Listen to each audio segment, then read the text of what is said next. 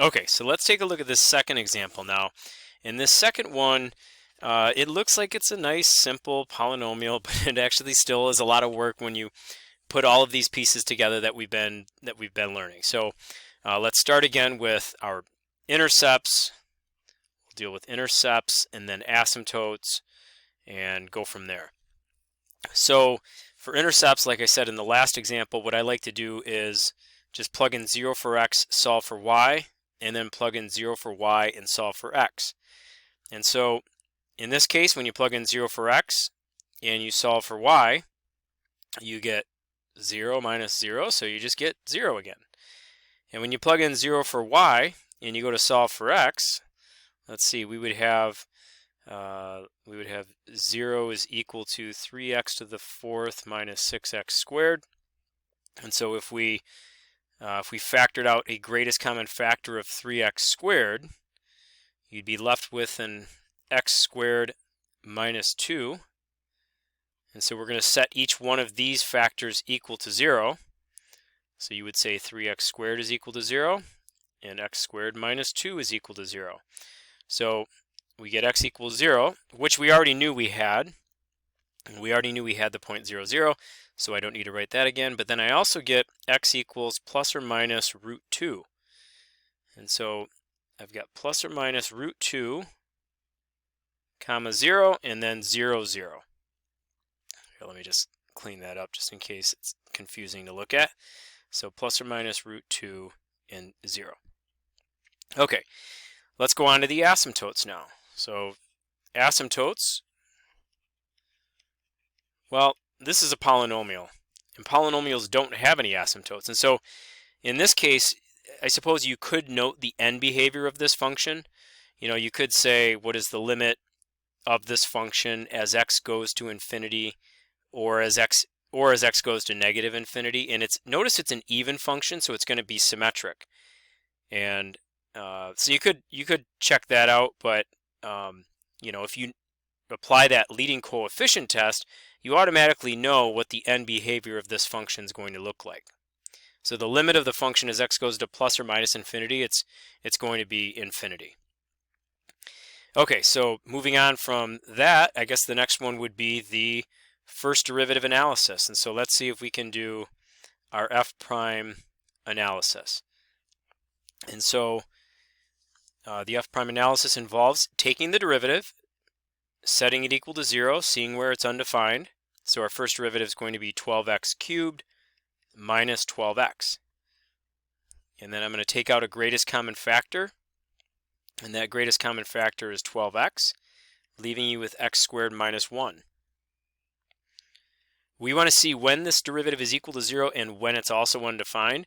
I don't think it's ever going to be undefined though, so we're just going to have 12x equals 0, x squared minus 1 equals 0, and you can see that we end up with 3 key points here. And those 3 key points are x equals 0 and then plus or minus 1. So our f prime analysis, remember, is labeled f prime, and the f prime number line is labeled f prime, and we're going to put these key values on here. So these are the critical values of our function, the places where our derivative was equal to 0, and again, there were no places where the derivative was undefined. Okay, so if I take a representative value from each one of these intervals, I'm going to test it into the first derivative. And I like to always test into the simplified form of that first derivative. So if I took something like 10, and I plugged 10 in, you could see real quickly that that's going to be positive. But if you plug something like 1/2 in, this would be negative, because 1/2 squared is 1/4, 1/4 minus 1 is negative, but then this would be positive. So that's going to make that negative. And a lot of times with polynomials, you know, you're kind of anticipating the alternating pattern, but don't assume that that's going to happen. Let's actually double check things. Let's plug in negative 1/2 here and see what happens. So if I plug in negative 1/2, then I end up with a negative, and negative 1/2 squared is 1/4 minus 1. That's going to be negative, so a negative times negative is a positive. So it does look like we do have some alternating here. If I plug in negative 2, that would be negative. This would be positive, because negative 2 squared is is 4, and that's greater than the 1. So we have alternating on the f prime number line. And so we can take this a step further. We could say that f is increasing on the intervals from -1 to 0, and also from 1 to infinity. And then f is decreasing on the interval from -infinity to -1, as well as 0 to 1. In addition to all of that, we can talk about the relative extrema. And so you can see that your function is changing from decreasing to increasing right here. So we have a relative min at x equals -1. We're also going to have a relative min at x equals 1, because when the first derivative goes from negative to positive, that's when your function's going from decreasing to increasing. So x equals +1 is also a relative min.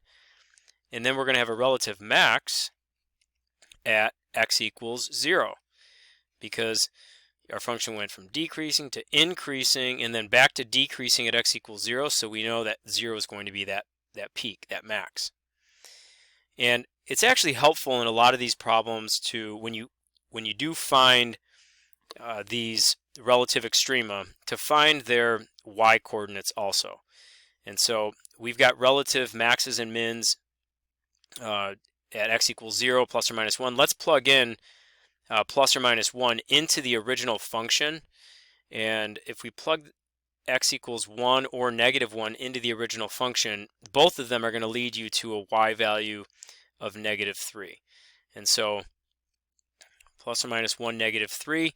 And then if you plugged 0 into the original function, that's just going to lead you to the intercept that we had before, 0, 0.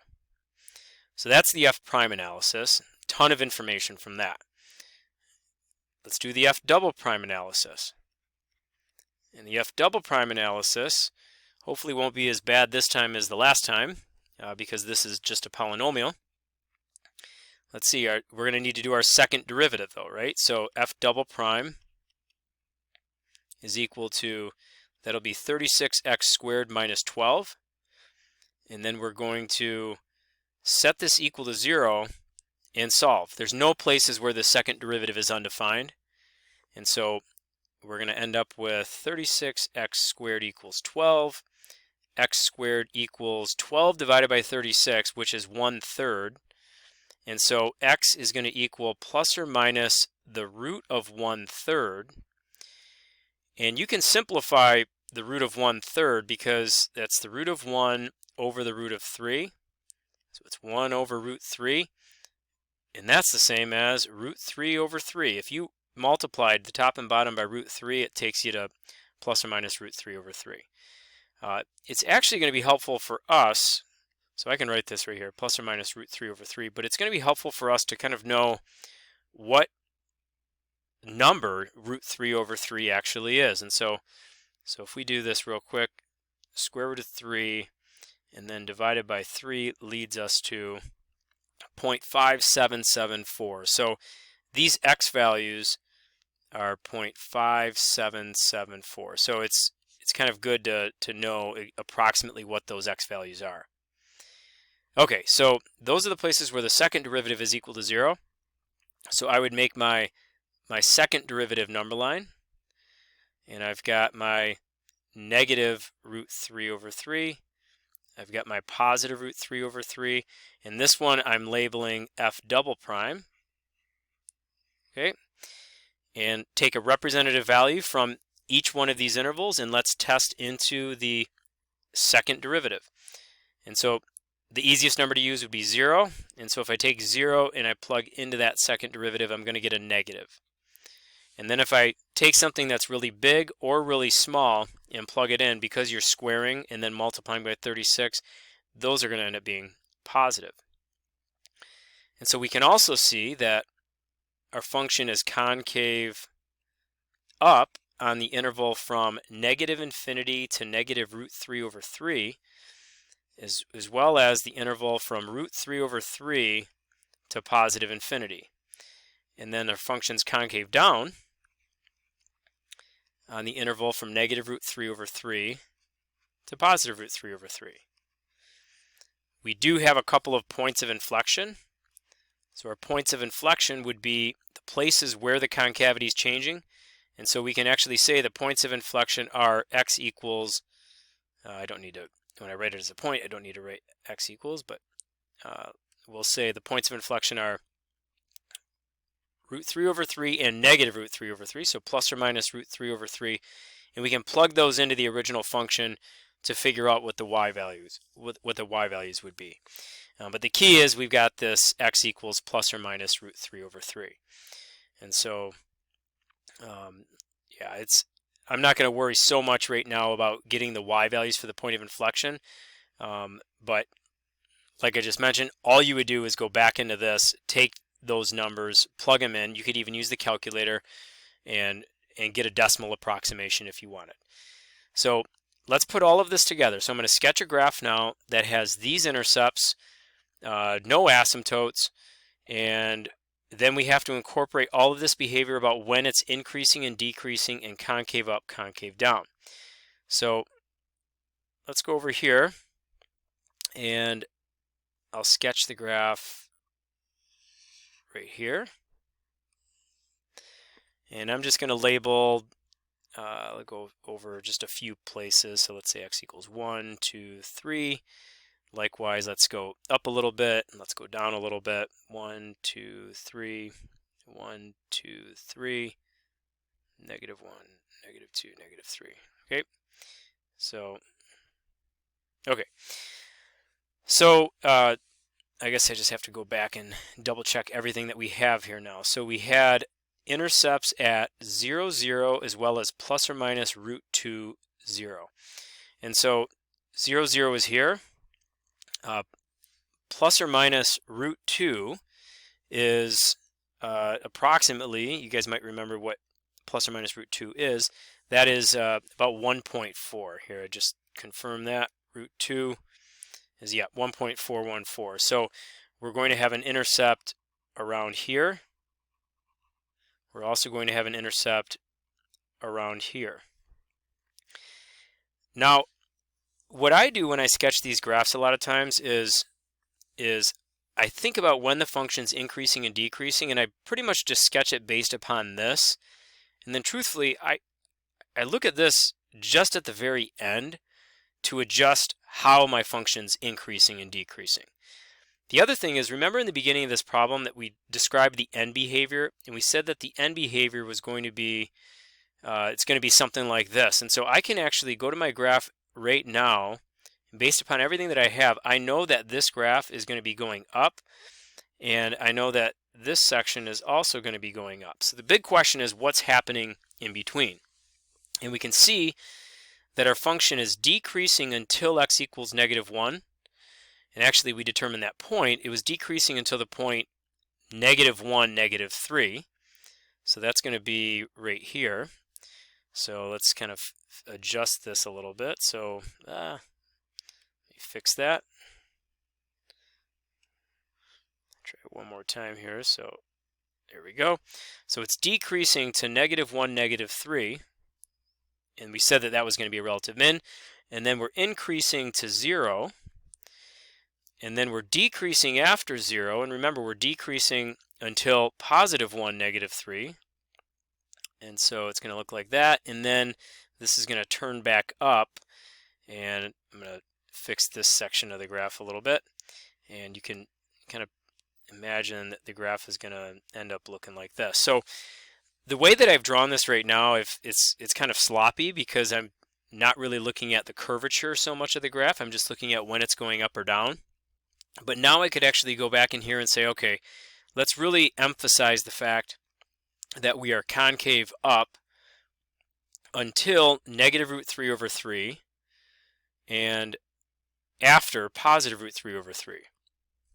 And so, so negative root 3 over 3 was, we said, 0.577. And so 0.577 would be somewhere like right in here. And if you think about it, that place, and then same thing around here, it would kind of make sense that these would be points of inflection.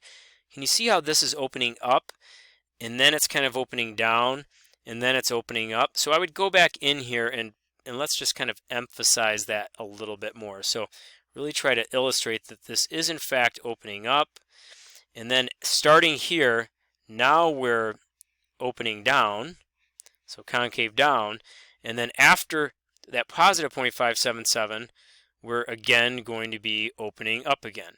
And so you can see that I've hardly changed my graph, but what I've done is I've given it a little bit more curvature to acknowledge what's happening with that second derivative. So once again, this puts it all together.